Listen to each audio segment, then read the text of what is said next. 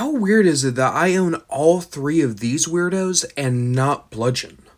From Transformers Legacy Evolution, this is Bombburst, who is one of the original G1 Decepticon Pretenders. There was a cool idea in Legacy. Basically, they were going to take all the inner robots, the Pretenders, but give them features of the Pretender armor, so you kind of get a two-in-one.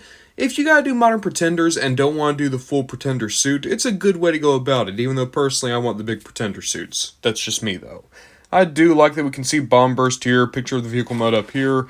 We got a nice thing on the side. Boop, boop. I'll say this, right? Out of all the Legacy packaging, I like Legacy 1 because of the purple. I like Legacy United because I think they're just gorgeous boxes. I think Legacy Evolution actually have kind of, I don't know, I don't want to say ugly boxes, but the color palette's just really weird to me. The green and the blue make these toys look kind of meh. But a lot of the toys from this line were great. And I'll also point this out. Bombburst has the dubious honor of being a toy that I've owned like 3 times, and yet I've never actually taken them out of the box. I threw one away. I gave one away because, I don't know, I just needed kind of a last-minute Christmas thing. And then there was a third one, and I don't know what actually happened to it, so here we go. Round 4. My first thoughts looking at Bombburst is the fact that he kind of looks like a messed up Seeker. Like, a lot of the kibble goes to similar places, and then of course you have the forearm guns. It's like he's a Seeker who got bit by like a radioactive bat, but unlike Spider-Man, it didn't make him cooler, it just made him a little bit messed up and ugly, and Starscream doesn't invite him to his birthdays anymore. And I kind of dig it. I like how weird this guy is, but there is still weirdness here that isn't necessarily fun or cool. It's just, well, weird. Take this accessory, for instance. What is this exactly? It looks kind of like a monkey wrench, I guess, but not really. Not to mention his proportions in general are just very weird on top of that. However, he does have good articulation. You have a swivel at the head, a ball joint at the shoulder, ball joint at the arm here. You have nothing. Oh, no, you do have a waist swivel. Wonderful. Ball joint in the hip, ball joint in the knee. You can go side to side and up and back with the feet. You can also collapse it to get a little bit more dramatic. So he's very poseable despite how odd he is. And let's face it, that bat head has such personality to it. Getting him with his fellow Pretenders, and this guy is just gonna go about town, cause some ruckus, make some mayhem. I love it. I really like all these guys together. It makes me kind of regret that I didn't get Bludgeon the one time I saw him at retail.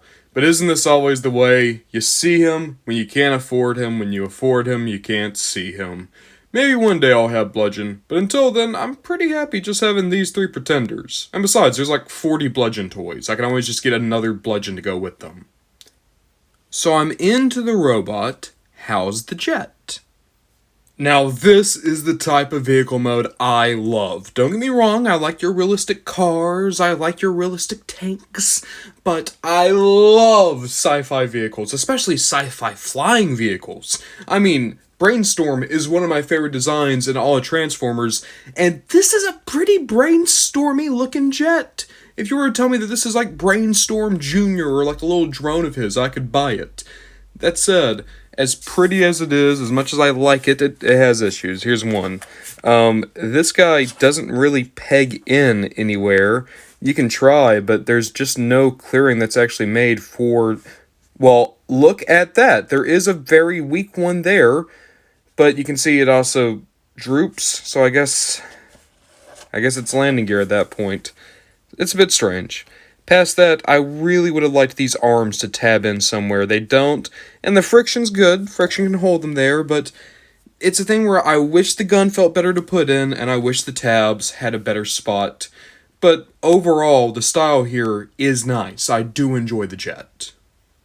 Here's another detail I really like, is when you flip him upside down, it's really like a bat hanging down, but then I also realized, look at that, he's almost licking his feet. That's another reason why you weren't invited to Starscream's birthday party, man. It's because of stuff like this.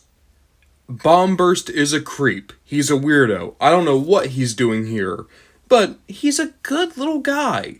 And I'm kind of glad that they made him core class. I think with Skullgrin, Deluxe was pushing it. Iguanus was a great core class. Bombburst is a good core class. And really, maybe this is just the way you should do some of these lesser known pretenders. Give them cool aesthetics and still homage both sides of them, but put them at a smaller price point to make people interested. If you're a Bludgeon or maybe a Tigerhawk, that's when we can start talking about you getting to be a Voyager, but until that happens, maybe these core class pretenders were pretty okay. Nah, I'm just kidding. I want the big suits. Come on, Non-F Productions. Come on, DNA Design. Make me pretender suits.